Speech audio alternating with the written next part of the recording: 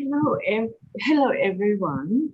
Thanks to Ideas and SSER for inviting us today. We have been self-isolating away from our home in Bangkok for about 7 weeks now, and we were not prepared for giving lectures. So sorry, we are a little casual today. Today we will talk about three things. First, the story of the virus in Thailand up to today. Two, the economic and social impact looking into the future. Three, some comments on the international debate about the long-term impact. To make it simple, Chris will do most of it, and I will chip in here and there, and both of us will answer the question together. So Chris, please start. The first confirmed case of the coronavirus in Thailand was on the 12th of January, who was a female Chinese tourist aged about 61. And at that point in late January, it was predicted that Thailand would be the third worst country after China and after Hong Kong. And that mainly because of the large number of people flowing between Thailand and China all the time. Last year, there were 11 million Chinese tourists coming to Thailand, and many Thais going to China as well.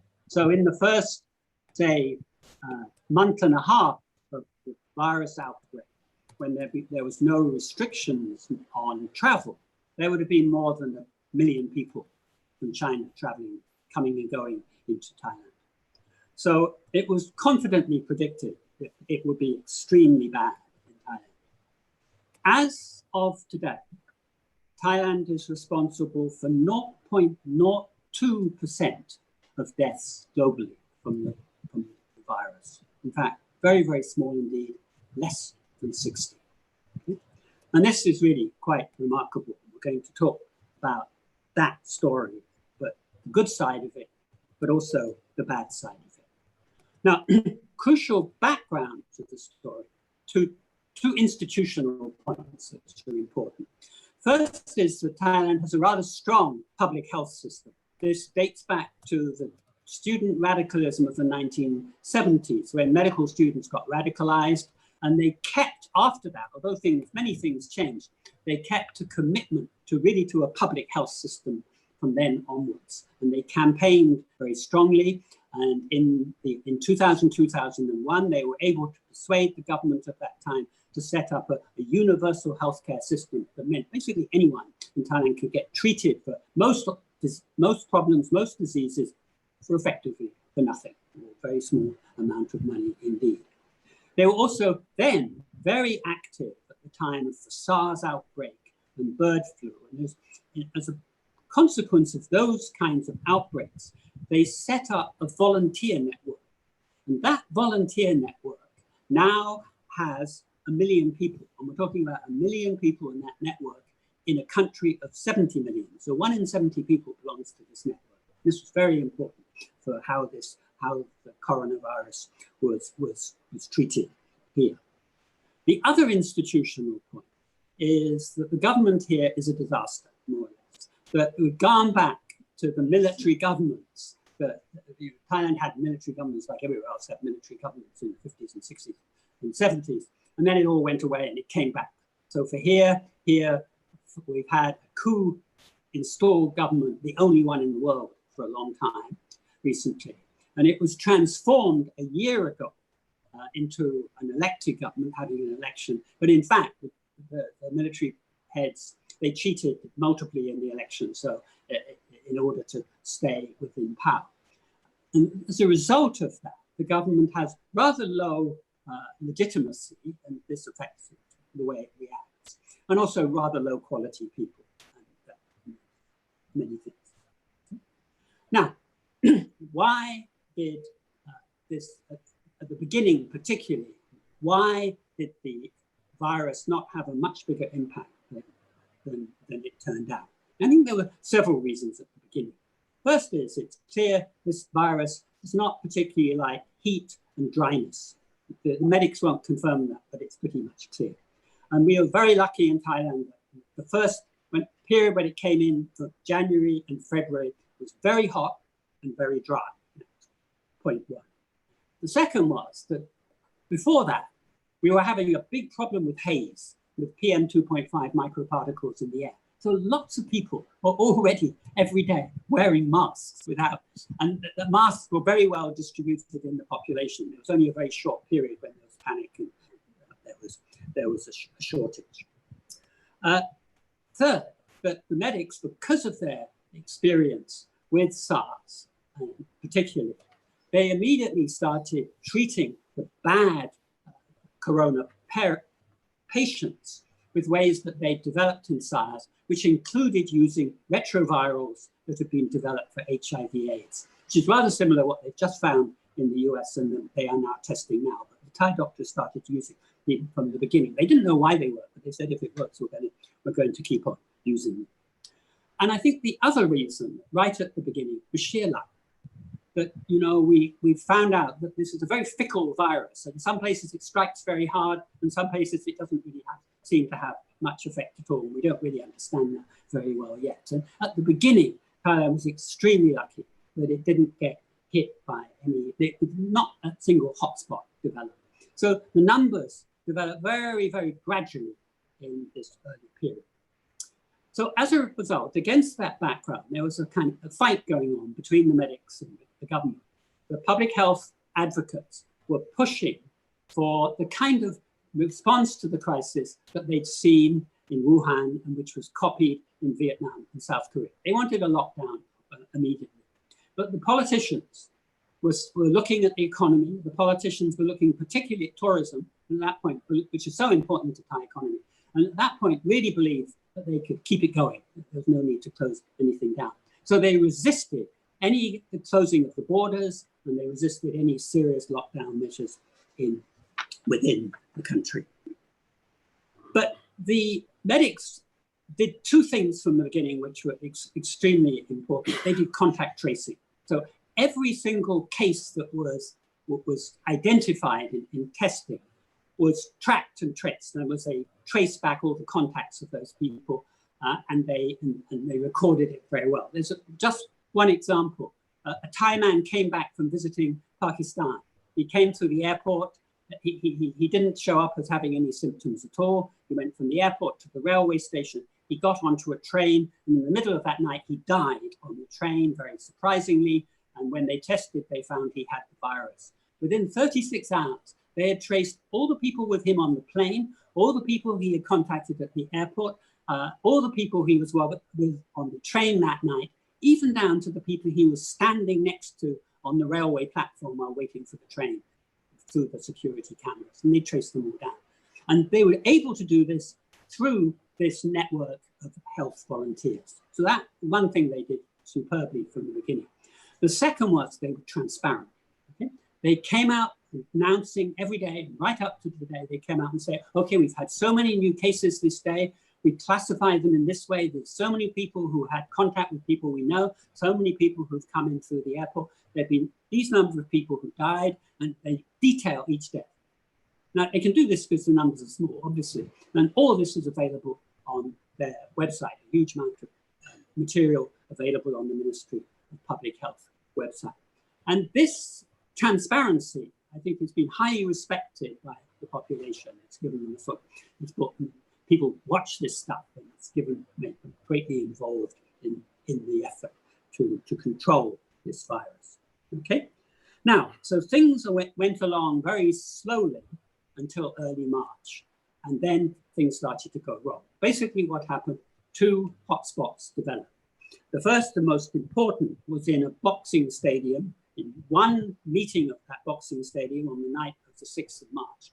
And as of now, they know that 150 infections were traced to that one time, that one event. This is the fickleness of this virus, isn't it? Incredible. And amongst those 150 was a rather good-looking male film star, and very appealing-looking guy. And he got it there. And then also his partner, who's also a very good-looking female film star, she got it. So they became very big on the media, and this increased public awareness enormously.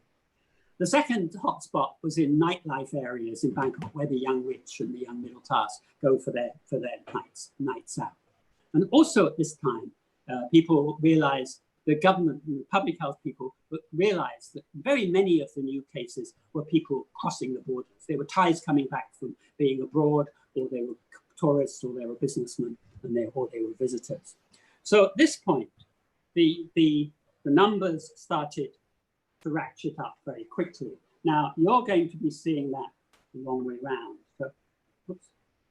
Yes, you should be seeing it like that, but I'm going to talk about it this way because it's this way.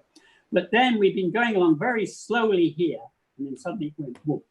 And that's when, at that point, they sort of panicked and went for a lockdown. And they just did a classic lockdown. They closed down Bangkok, almost everything except food stores, medical services, and other kinds of necessities. But all the small stars, the service businesses, the vendors on the streets were all closed down. Public spaces were closed off. Shortly after that, they also closed down the airport bit by bit, and then virtually completely, and then they put on a nighttime curfew. They didn't do an all-day curfew, and they didn't do much in restricting interprovincial travel. And then finally, a bit later than that, they imposed an emergency law, giving back to the generals the absolute powers that they'd lost at the election last year. Now, the cooperation with the lockdown, the public cooperation, has generally been very, very good indeed. And the institutional assistance too was very good. Within days of this happening, if you wanted to get into a supermarket or a convenience store, you'd be confronted by someone on the doorway who would insist you wear a mask, who would make you wash your hands in fluid, and would point a temperature gun at your head and make sure you didn't have a fever. And that exists to today. And that wasn't part of the government campaign. It was very much businesses responding very quickly themselves. God knows where they got the equipment. Then, of course, what then happened after such a lockdown is the same as that, much the same that has happened. I'll do it backwards front. That everywhere else is that after you impose the lockdown, the numbers keep going up for about 3 weeks. And this was the same in Wuhan, it's the same in everywhere. And once you get to that peak, which is actually about here, the second peak here, it then starts to decline. And how quickly it declines depends upon how tight the lockdown has been. And in the Thai case, it's somewhat slower. It took 2 months to do and see what was done in 1 month in South Korea or in Wuhan. But in the end, it's got it way back down. So we're in a situation now where the daily number of new cases has been in single figures for about a week. I think the last 4 days, there have been no deaths at all.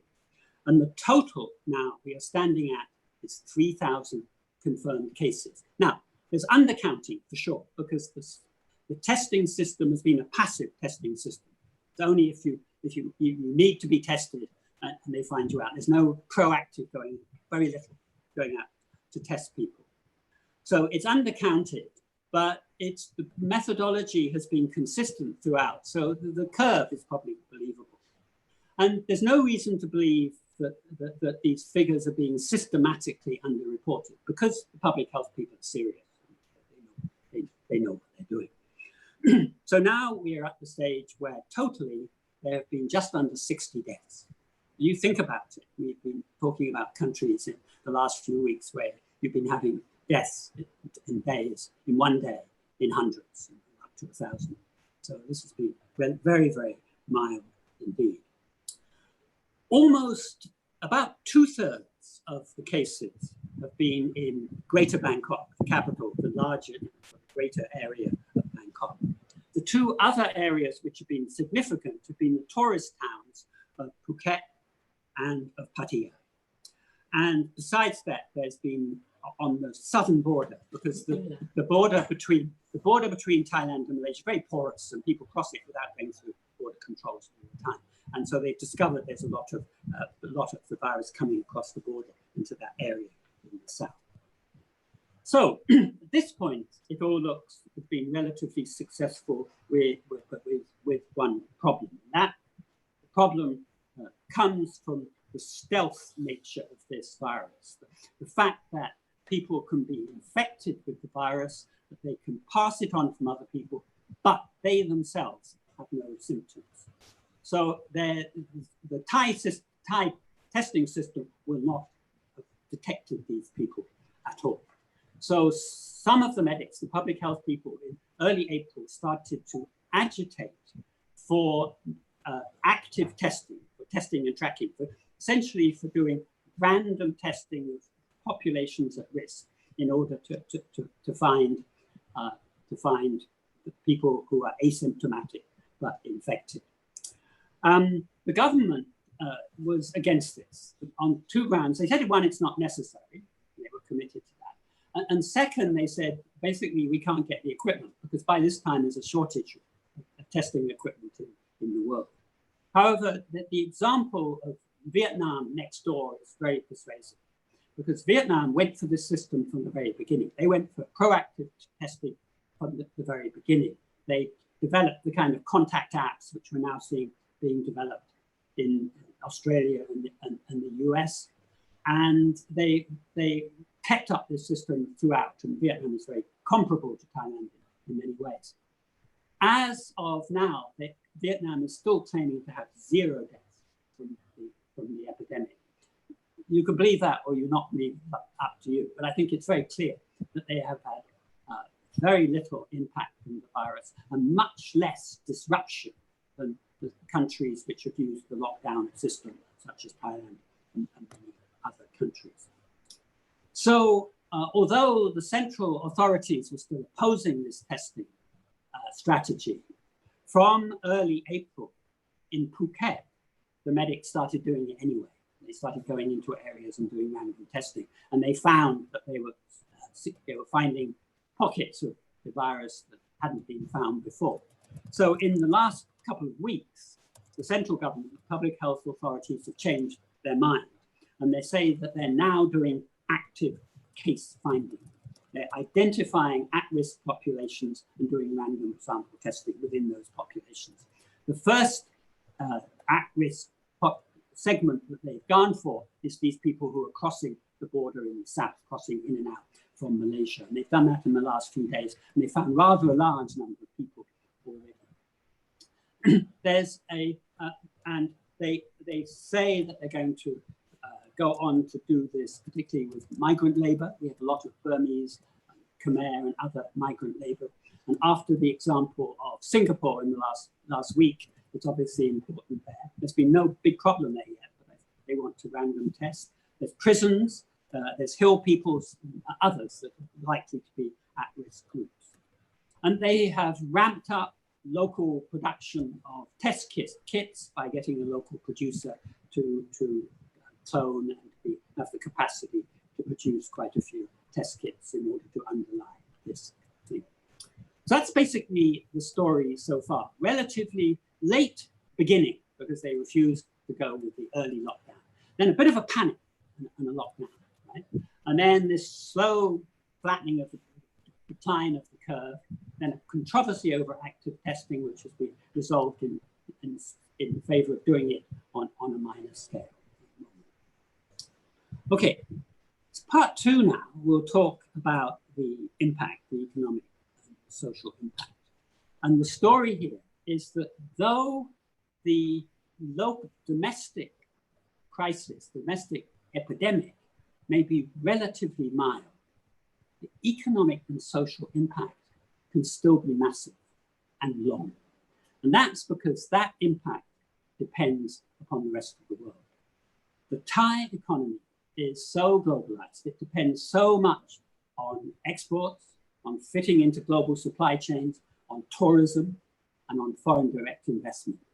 As a result, the disruption and the mismanagement, particularly of the crisis in the US, in the UK, and to a lesser extent in other parts of Europe, which will mean that this is going to last much longer and disrupt the international economy much longer, is going to have a massive effect on the Thai economy.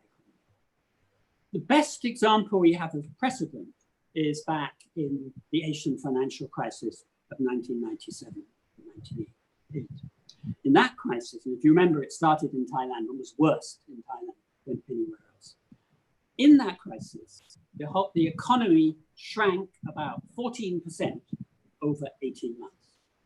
2 million people in the formal sector went immediately out of work, and far many more than that in the informal sector. Large numbers of people, several million, deserted the cities and towns and the factories and went back to their villages back home. 5% of families dropped below the poverty line. About a third of the business was wiped out. And literally hundreds and thousands of businesses went bankrupt. However, there were three factors which softened that crisis and means that it didn't last too long. The first was that the traditional social security system, by which I mean the family, the community, and the village, and a spirit of sharing, worked pretty well. People went back home and the family shared around. And this was possible because very many of the migrants into the city were first-generation migrants. They were first-generation migrants off the land. The second reason that softened is that Thailand is a food surplus country. So even though you can get distress, almost nobody starves because food is available. So that takes the edge off really bad distress. The third reason is that the crisis was Asia only. So the rest of the world was able to pull Asia and Thailand out of that crisis relatively easy. When the prices dropped, local prices dropped enough, people came back to have a cheap holiday, to buy cheap things, to buy up the wreckage of Thai capitalism. And as a result, the economy cranked up again within the space of 2 to 3 years. This time is going to be different, very different, I think, but because these three factors that softened the crisis are now very different. In the 20 years since then, there's been a quite a significant shift of the population out of the countryside into cities and the towns. Quite how many is difficult to count, but it's a lot. It's a huge amount. Equal. Yeah, it's about double. It's about equal in the city and in the countryside. And many more of the people now living in the city are second-generation city dwellers. They were born there. So their access, their links back to the traditional social security system are much weaker than before. We think there's probably something like 3 to 5 million people now living in cities and towns who probably have no access to the traditional security system. The second reason is, though it's still a food surplus country, we are in the second year of an El Nino drought. Okay? It may not be as bad as it originally going to be publicized, but people have been going home in the last 2 weeks, going back to the countryside and planting rice, because that's what you do in a crisis. And the government has been telling them, you may not have enough water to bring that crop to harvest. So it could be bad. And this could mean, you see, that you have getting access to food becomes more difficult, particularly for people who are in the city and have weaker claims to food distribution. I think that the last time that the government in Thailand had to do food distribution was in the Second World War. It's not like India, where something happens all the time. Here it's very unusual. And the government doesn't have systems for doing this kind of thing. So it's going to be really quite difficult when this starts to happen. And lastly, of course, as I've already said, the rest of the world now is going to be a negative influence. It's going to make things worse rather than make things better. The supply chains are broken, the shipping agencies, shipping lines and the airlines are on the point of going bankrupt. The tourists are not going to come back soon. The investors are running away as fast as they can. Now, the kind of lockdown that was done here, and it was done very quickly, with a sort of little bit of panic, without much preparation, has a very devastating effect, particularly on the urban informal sector. What happens was literally overnight, small shops, small businesses, vendors were all closed down, and casual laborers, construction workers, and so on, and day laborers were out of work. And the estimated numbers out of work now is something like 13 to 15 million people. These are very rough estimates. We don't know at all. And then there's been the other people who are having trouble really are farmers involved in exports. particularly those exporting things like fruit, and also people doing seafood and so on, because a lot of those export channels have been disrupted and they don't work anymore. And local prices of food and everything else have fallen quite dramatically in the last 2 months. And the fact is that in the bottom 40% of the economic pyramid have negative savings. They either have zero savings or they're already in debt. So the impact of losing your job and your income is immediate. It's immediate distress. There's no cushion against that. While the government has set up rather good medical provisions here, social medicine, other forms of social security are very, very weak indeed. In the early 2000s, the government at that time started to set up other systems like pensions and other things. But the military governments that have come in since then, they favor the idea of discretionary targeted systems, which, as we all know, don't work particularly well and are subject to all kinds of abuse. So at the time that the lockdown went on, the government they said that they came out with a scheme of offering families a dole of 5,000 baht a month, basically $170, to people who could be defined as poor. And it's clear they thought that 2 or 3 million people were going to apply to get in this scheme. On the first day it was announced and they opened the website, 20 million people applied to the scheme and crashed the website. Okay? But eventually 20 million did apply. At that point, the government said, we only have enough for 9 million. And although they originally promised several months, at one point they then said, I think we can only give it for 1 month. But they backed out of that pretty quickly because people were very angry. But it shows that this sort of government does not have the thinking and the scheme. The people who are involved in the management of the economy in this government are people who are brought in to run a policy designed to attract foreign investment and make the capitalist economy grow very well. They're not the right people to run basically social bailout, but nothing much has been changed there. In the last couple of days, from the beginning of this month, the government has started to ease the lockdown. And it started in the right way. It started by allowing the small guys, the small shops and service businesses to start up again while keeping the big malls and the big businesses still on ice for a little bit longer. And that's a good way to start it up. But as we say, even if you walk back from the lockdown here completely, and even though the government has some fiscal space to manage this crisis, this is going to be deep and long. And it's going to challenge the country's whole economic strategy of the last generation. And Pasuk is going to talk about that. Well, I'd like to come in here.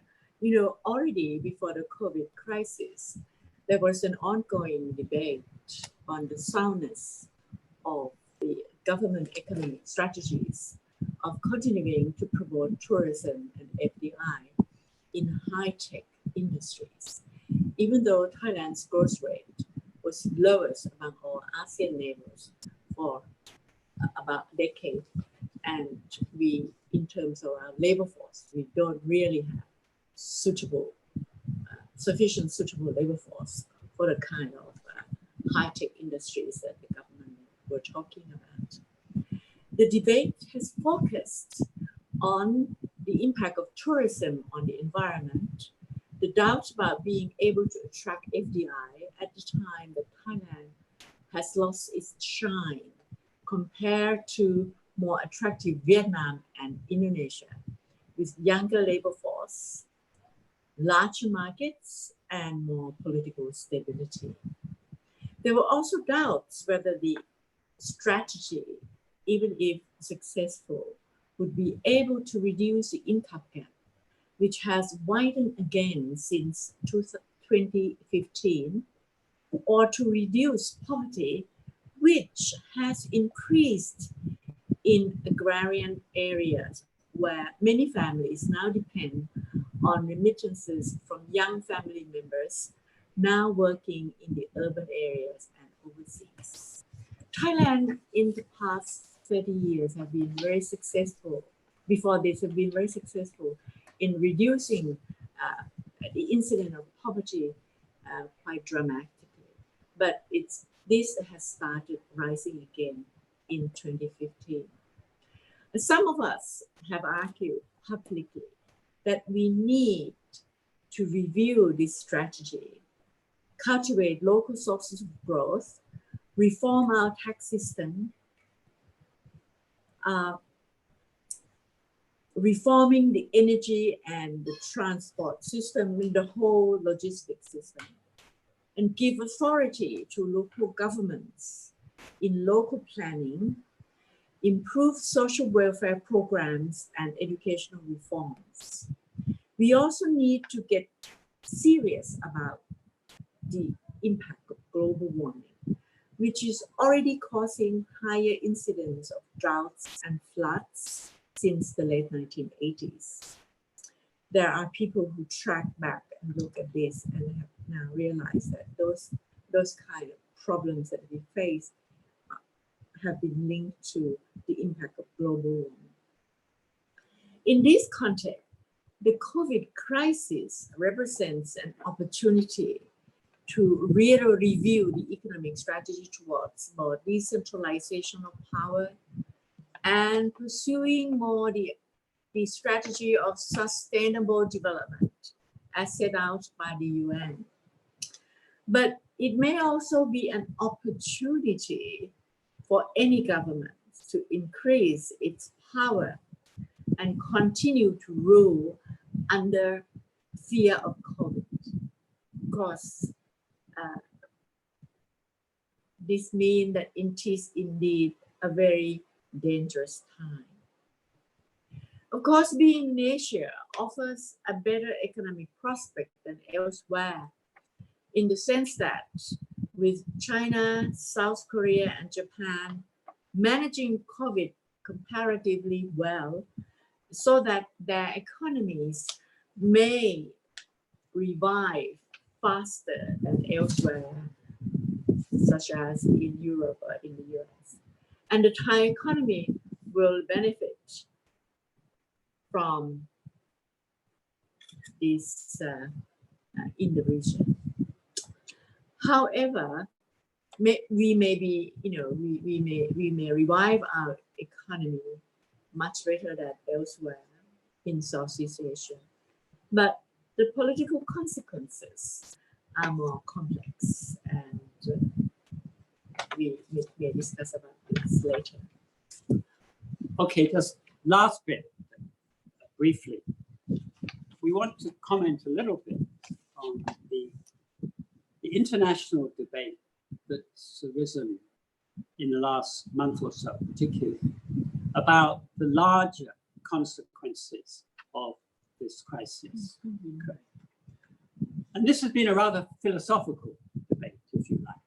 On one side, we have the optimists who are saying this crisis is going to spell the end of neoliberalism, that it's going to mean we will, in the future, place greater value on caregiving, on the environment, on nature, and on compassionate leadership.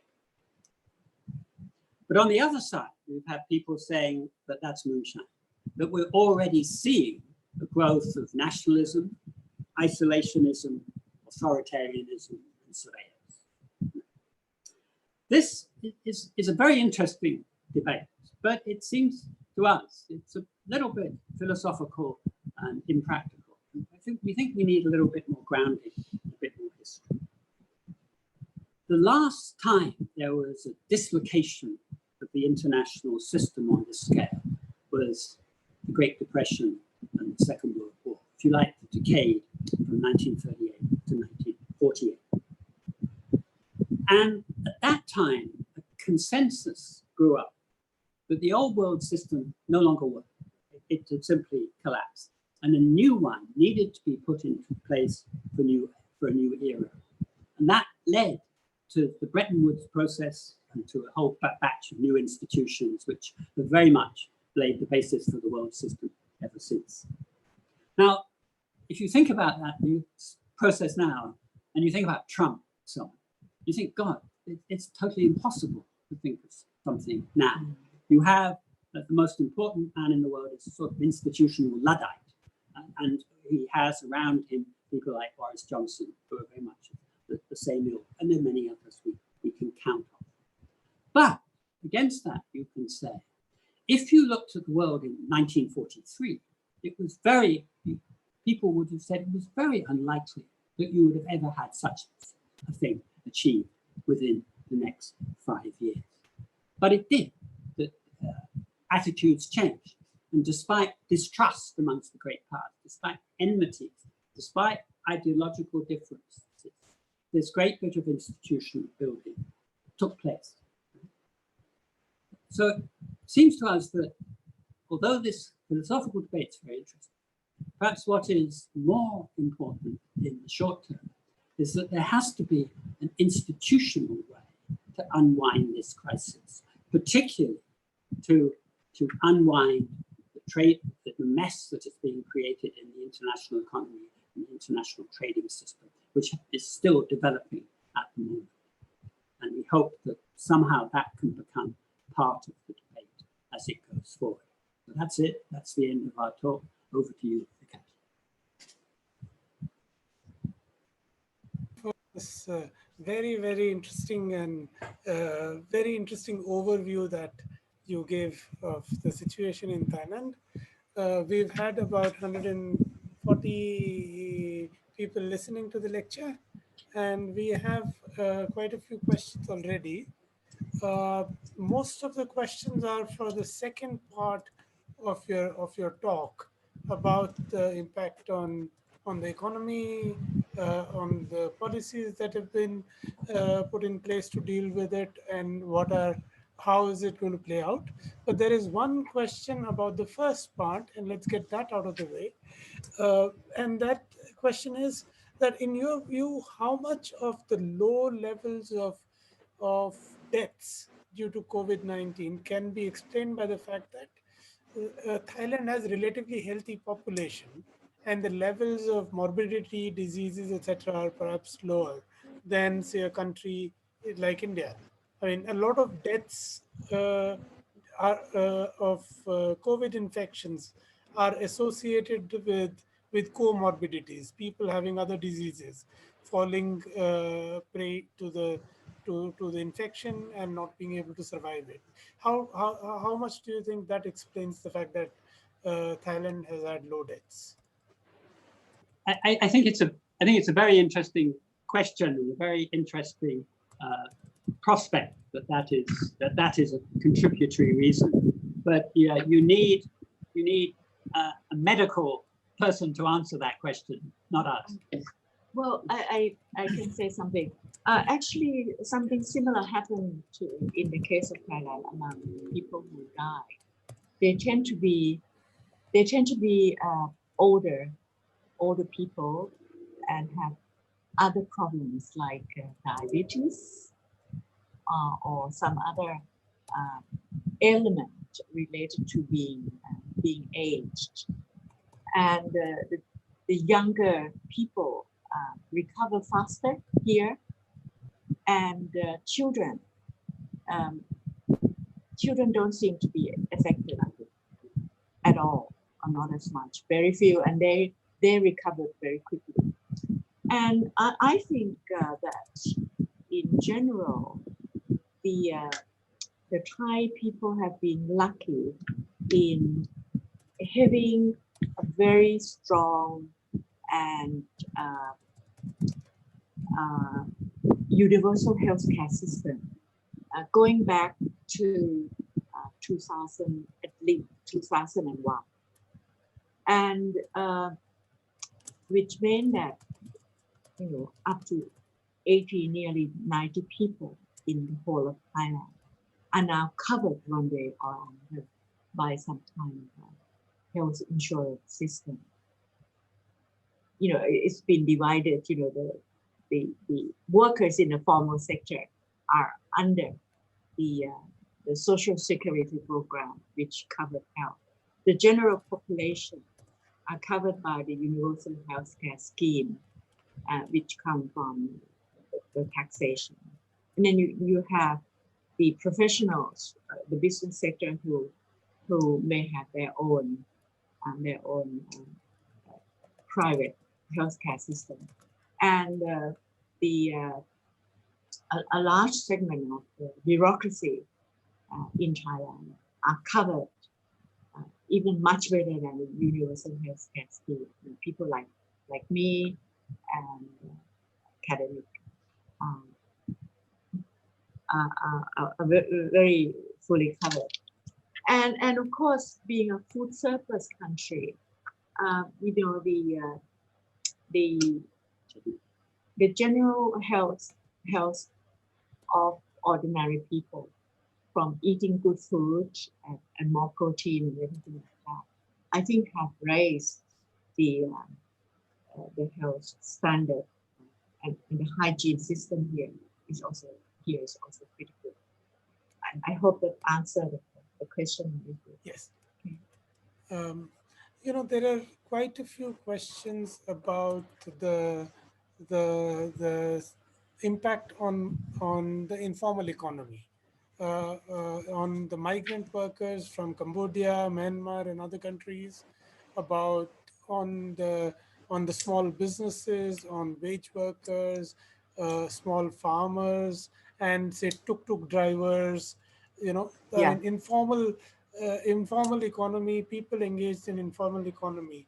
What has been the impact on them, and if any specific policy measures have been introduced to help them to sustain that sector, to support that sector of the economy? You have to make a separate answer on the health issues and on the economic impact issue, okay? On the impact of the COVID-19 on those people, we must remember that in all of Asia outside China, of course this disease is imported. Okay, so a country that can manage this imported disease early on and quickly with a very strong health system fare better than countries that did not have a good public health system and a strong sort of health personnel. And Thailand belongs to the former. Okay, because we have a very strong health system, and as Chris said, talking about 1 million volunteer health officers who in the past few years have been upgraded by being given a regular salary. Okay, and these are people who live in different localities. They tend to be slightly older people who have an interest in looking after their own area, and particularly with the incentive of having a regular salary, they took it upon themselves as being the watchdog of their area. For example, in all of these places where the migrants who return or foreigners who come in from outside, they'll be subject to scrutiny to some of these people who will say to them, look, please isolate yourself, okay? But the economic impact is very drastic, because I made a calculation from the labor force survey that up to 15 million people, both in the urban and rural areas, or maybe more, are in the informal sector. And these are people who do not have regular salary, a regular wage, and they're not fully covered apart from health. if they're unemployed. I mean, the unemployment benefits only covered the people who work in the formal sector. So when the government suddenly decided to lock down without thinking about the impact of these people, the adverse economic impact on them was immediate. And so at the moment, a lot of them have to rely on the private charities, particularly in big cities. Now, in the country, in big cities like Bangkok or Chiang Mai or Khon Kaen, but if in the rural sector, if you still have access to land and you can grow something, the plight is much less than if you are a complete sort of high wage workers, okay? Because no one is hiring you at the moment. And the government has, in the beginning, the government also has stopped the vending and periodic markets, you know, like monthly market or weekly markets where people can sell clothes or apart from food. And so these people lost their cash income entirely. And the rescue plan came later, and there's a lot of bureaucratic process.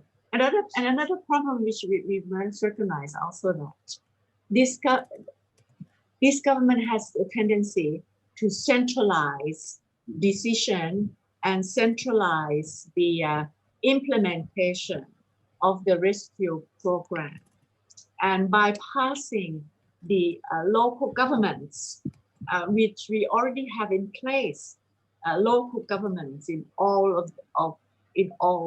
the provinces, and this become a mistake. You see, you cannot implement the rescue plan for the whole country by directing from your headquarters at the ministries in Bangkok, using the high technology, asking people to register through their telephone and checking, and there's a lot of loopholes and all kinds of things. They should have used and consult with the local authority, plus all the volunteer health officers to help them identify who are in need and where they are and how to deal with them and how much they should be transferred.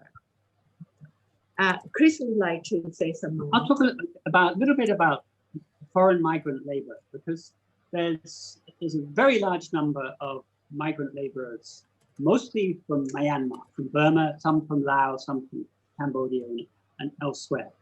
The numbers vary, but it's probably somewhere between 2 and 3 million people. So it's very, very large indeed. And of course, many of these are in businesses and jobs which would have been closed down at the beginning. Some of them were able to go home and get back across the border, but after a bit the borders were closed and it became very difficult for them to go back home. Now, although these people are discriminated against, particularly by the government in many ways, not by the health professionals.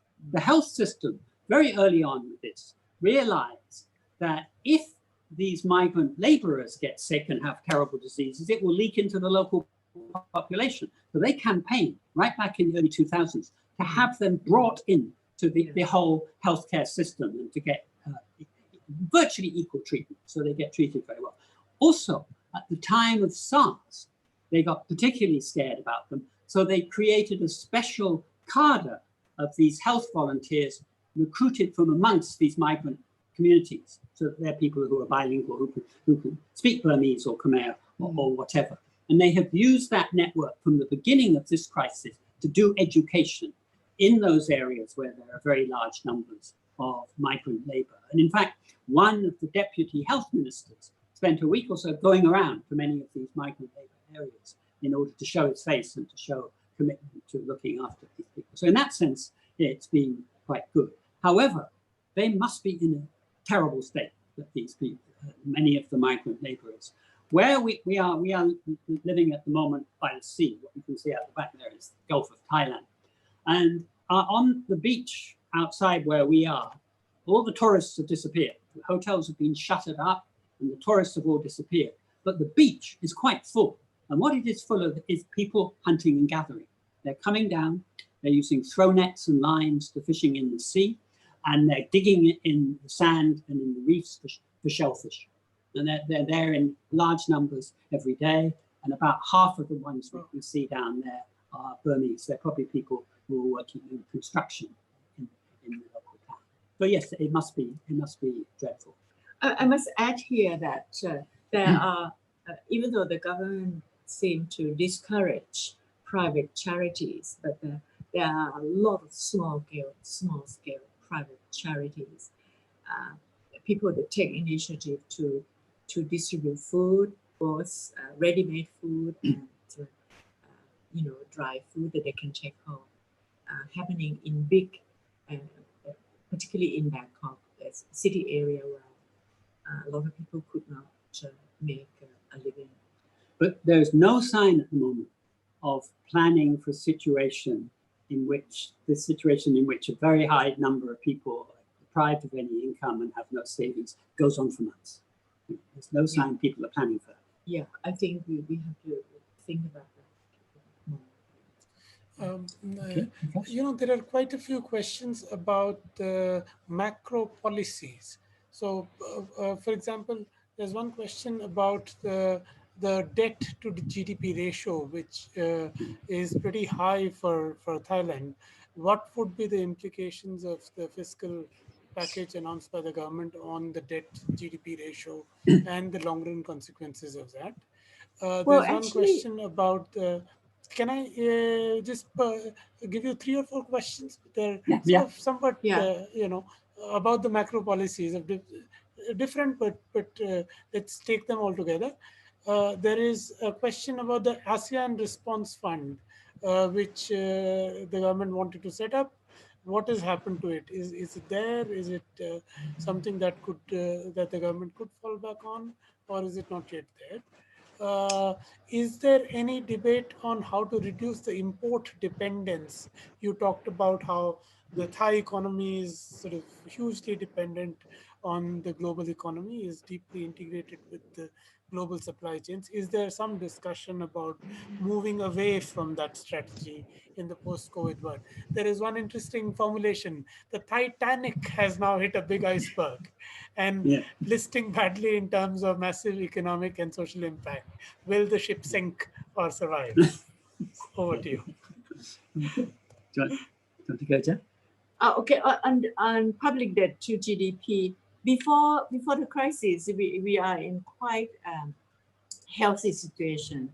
The debt to GDP is only, at that time, was only about 42%. Okay, and with the government plan to rescue plan of up to 9 million people, this could raise the GDP to 60%, which is a kind of a limit, the limit, the beginning. And I think that there's more room we can maneuver. However, the problem is that the tax to GDP will go down. So the issue of how to reduce import dependence, well, this sometimes has been an issue, but not much talk about that. I think automatically we will have to reduce our import because the income is going down. But there's a lot of talk about senators, appoint senators who receive quite high income, and the top 40 families, the top 40 families in wealth, in property, in wealth. How if we tax them just a little bit, how much the government could have access to ready cash to be used for rescue purposes. Yes, I'm not sure we know enough about the ASEAN Response Fund. I think since this announcement of the ASEAN Response Fund a couple of weeks ago, I don't think anything has come out of it at all. I think it may be just one of those cases in which ASEAN has to wave a flag, we're here. But I'm not sure we can expect anything much out of that at the beginning. I think Vikash's image of the Titanic, I think, is rather strong. I think this is right. I think the model that Thailand has been working on for the last 40 or 50 years is in peril, and it's because right now it's difficult to imagine what it's going to look like 3 or 4 months down the road. But I think if you start to try and imagine that, you can see that people are going to have to start thinking in new ways. Is there a debate going on at the moment? No, actually, there's almost none, which is quite a surprise. But the people have been very much taken up just with the immediacies of the crisis and the immediacies of distress rather than any broader thinking. But maybe something will come. Some people want to sort of start a debate on how we should go back to being a more sufficiency economy kind of idea from King Rama IX's idea of sufficiency economy, but it doesn't receive much attention for the moment. We're just hoping that the region, will be able to manage, and we will kind of muddle through. I think just to clarify, I've been only a messenger here, and that very interesting formulation was from somebody called Apichai Sunchinda, who had that formulation of the crisis being akin to Titanic. But there are two other. Apichai Pantasen. No, Sunchinda. Sunchinda. There are two other interesting sets of questions. One is about the sort of taking further from what we've been talking about, the reach of the social protection schemes, the cash transfer scheme, and if there are specific measures that have been taken for the SMEs and so on. To what extent has the government introduced some specific sort of policies for the sections that have been hit, and how deep is their reach? There are a couple of questions around that. If you want to take those up. Yeah. I think the government is very well aware of the need to assist the SME, and much earlier on, they have reduced the interest rates several times, and in order to help. And there are all kinds of schemes. Actually, there are all kinds of schemes to assist the SME, but how effective is another question. Okay, there are two. Now, the last set of questions are it's about health systems, but and then something related, which is that the health infrastructure is in Thailand supposed to be very good. How is it that the authoritarian government that Thailand has had, it has survived their destruction of various institutions? How is it that the health system has survived that? A related question is about the future of medical and health tourism. That's sort of important for Thai economy. What is its future? But also related to the whole question of government's role in the public affairs is the role of the media. How free is the media? How intrusive has the government been in terms of censoring what comes out in the media and so on? I need to do a bit of health service. Okay, you do. On the Public health, how does it survive? on the public health, how it survived. Actually, there has always been very strong social movement for the public health, particularly this public health universal healthcare scheme, and it's been very active. I think there have been various attempts in the last few years to push out or to reduce the coverage of the universal healthcare scheme. And there have been various lobby from the pharmaceutical companies also to dismantle this universal healthcare scheme, because they previously used to be able to bargain with the ministry or different hospital to sell their pharmaceutical products, but the public health administration has centralized the purchase of equipments and medical supplies, and was able to bargain for a reduction in price. And this has upset the pharmaceutical company a lot. And so they've been trying, but they have not been that successful because of the strong, as I said, the strong social movement and a very strong, compassionate unity among the health personnel, particularly the rural doctors, going back to many years of a history of the rural health doctors campaigning to have this universal healthcare scheme. Okay, so they've had to fight a lot. We have to but fight so a lot. far they're winning. Yeah, so far we are winning. Now the medical tourism. The medical tourism.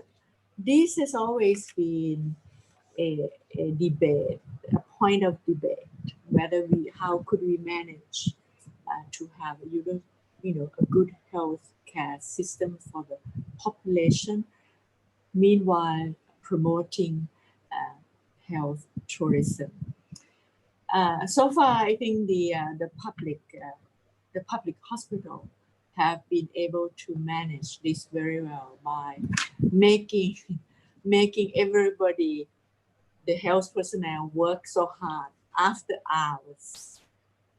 They create all kinds of schemes after hours to provide extra money for the public health personnel. So you can go to the public hospital after hours, after the official hours, pay a little extra, not very much, for the doctors and the personnel,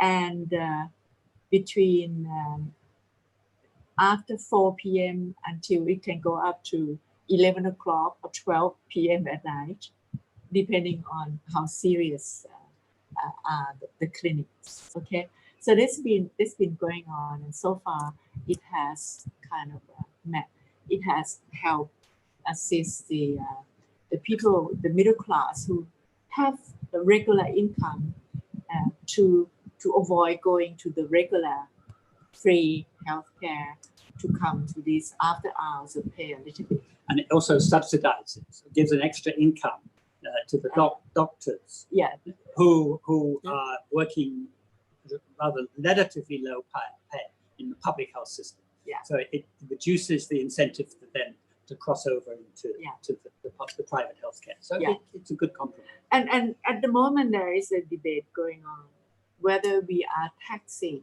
the private hospital enough. Yes. In order to provide the care for the rest of the population. And there's obviously strong resistance from the quite powerful private hospital group, plus some other business people who do not want spillovers. If if they could come in to interfere and know about the profit rates and the cost rate of the public health, the government may want to extend that. So there is a fight going on at the moment, and some academics and publicly conscious NGOs, particularly on the health side, have been pushing for the government to look into this issue of imposing proper tax and to stop the leakage of this tax revenue. So this is a fight going on right now. The situation of the media is very bad. It's not at all free. But at the time the government announced the new emergency law, giving them back the absolute powers, in the announcement, they made a point of specifically mentioning the part of this emergency law which is about fake news. But they didn't have to do. I mean, they were announcing this law in order to show that they were having the capability to deal with this virus outbreak. But as a major point in that announcement, they said, you better watch out. If you say anything bad about the government, you will get done for fake news, more or less. That's what they were saying. Yeah? So they are very thin-skinned. They really don't like criticism at all. And they have in their hands very strong laws for controlling the media. And they've shown in the past that they're prepared to use it.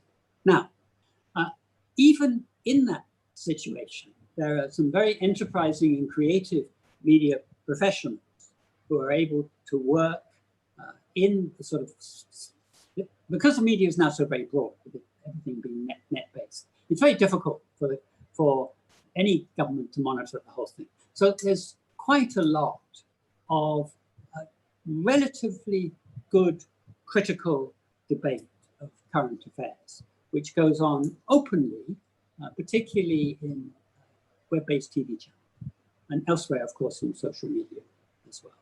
So formally it looks pretty bad, but people get around these things in very interesting ways. Thank you for this very, very interesting lecture, very, very informative and lucid overview that you gave of the situation in Thailand.